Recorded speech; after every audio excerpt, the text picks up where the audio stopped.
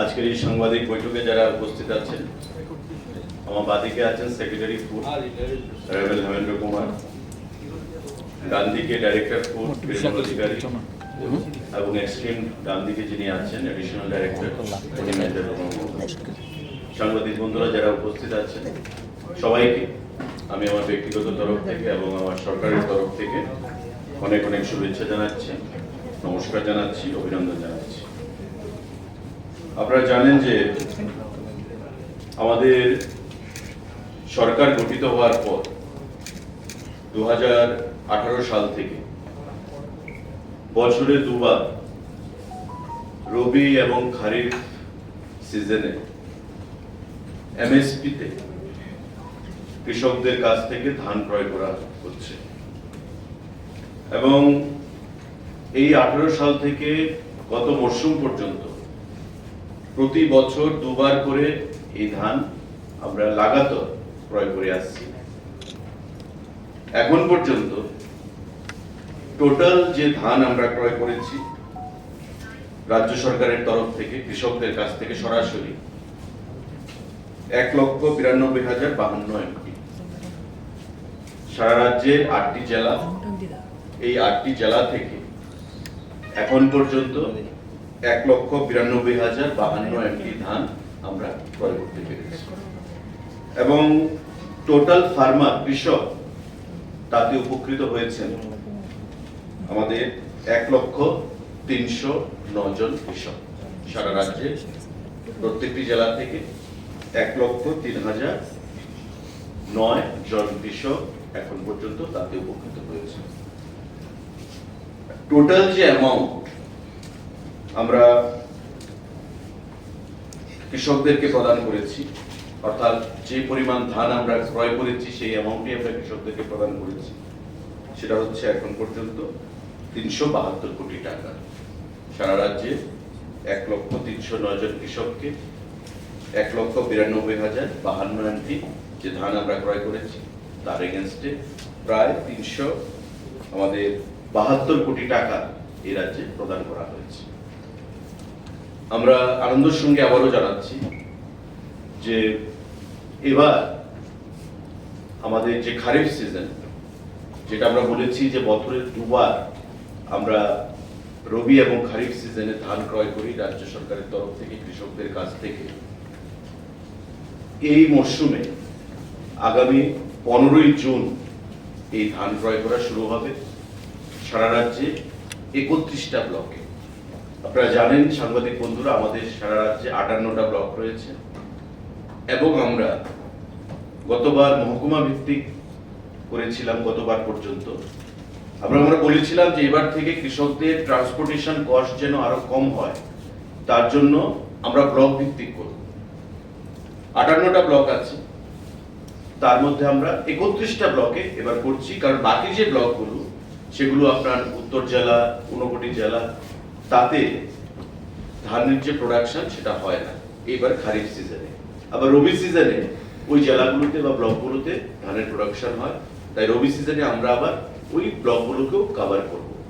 এবার আমরা সারা রাজ্যে 6টি জেলা, পশ্চিম জেলা, খোয়াই জেলা, ধলাই জেলা, সিপাহীজলা জেলা, গোমতী জেলা এবং দক্ষিণ জেলা, এই 6টি জেলায় আমরা প্যাডি প্রকিউরমেন্ট সেন্টার 31টা ব্লকে সেখানে আমরা করার সিদ্ধান্ত নিয়েছি এবং এই বিষয়ে আজকে আমাদের এগ্রিকালচার দপ্তরকে সঙ্গে নিয়ে সারা রাজ্যের প্রতিটি বিডিও, আমাদের পঞ্চায়েত সমিতির chairman, vice chairman, SDM, agriculture যারা সুপারিনটেন্ডেন্ট আছেন সাব ডিভিশনে, যারা ডিস্ট্রিক্টে ডেপুটি ডিরেক্টররা আছেন এগ্রিকালচারে, তাদের প্রত্যেকের সাথে আমাদের একটা ভিডিও কনফারেন্স ছিল এবং সেখানে আমাদের সেক্রেটারি ফুডও ছিলেন, এগ্রিকালচার সেক্রেটারি ছিলেন, ডাইরেক্টর ফুড ছিলেন, ডাইরেক্টর এগ্রিকালচার সহ আমাদের অন্যান্য আধিকারিকরাও উপস্থিত ছিলেন।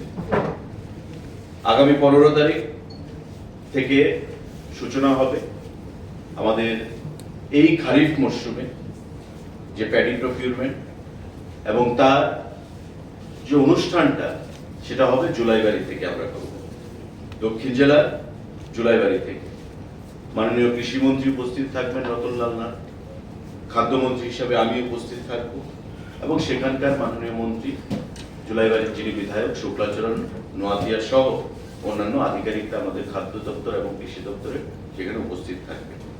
এবং এবারকার যে ধানের লক্ষ্যমাত্রা কেনা, এই 31টা পিপিসি যে প্যাডি প্রকিউরমেন্ট সেন্টার আমাদের 31টা ব্লকে যে টার্গেট আমরা রেখেছি, সেই টার্গেটটা হচ্ছে 15,000 এমটি।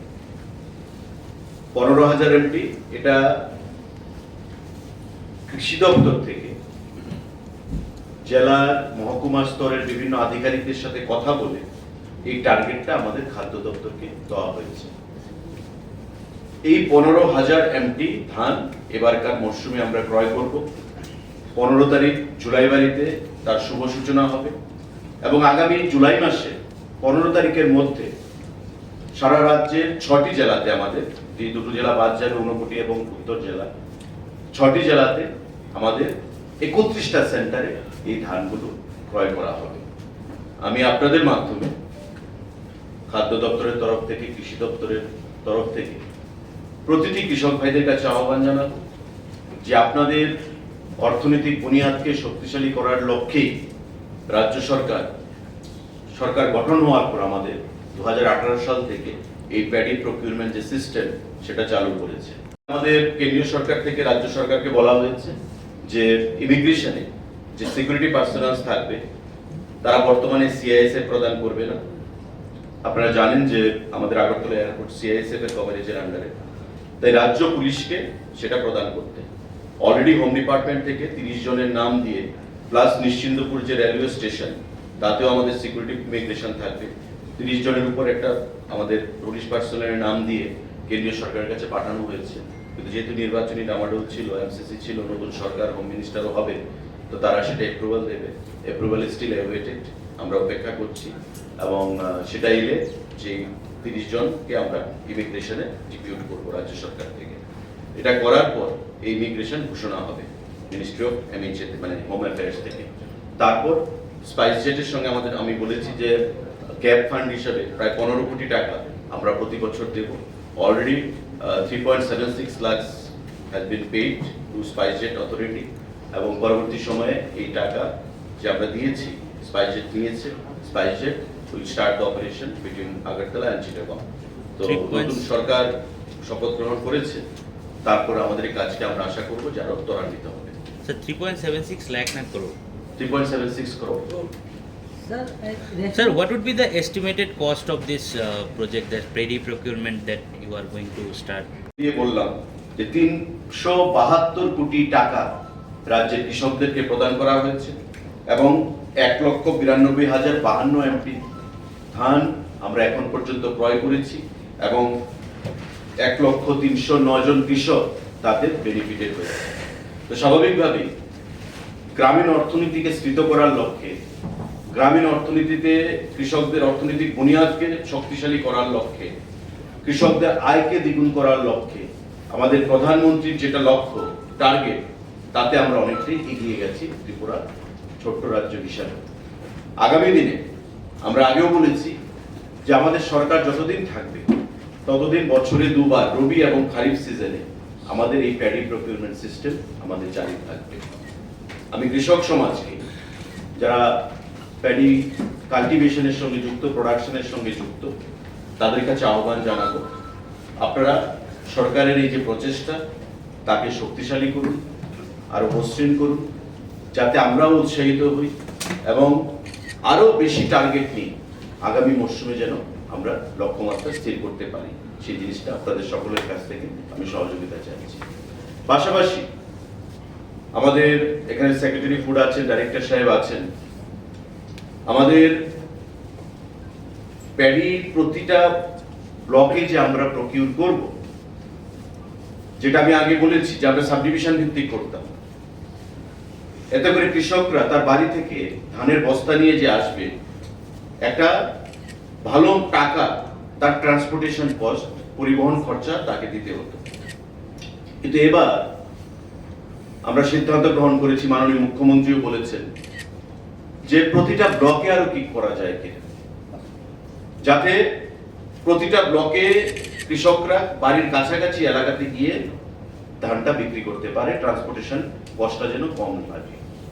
তাই আমরা ব্লকের সিদ্ধান্ত গ্রহণ করেছি, যেদিন ধান বিক্রি হবে একদিনের মধ্যে তাদের টাকা আরটিজিএস হোক বা আমাদের পিএমএমএস সিস্টেমে যে ট্রান্সফার হয়ে থাকে টাকা, সেই পদ্ধতিতে তাদেরকে প্রদান করা হবে।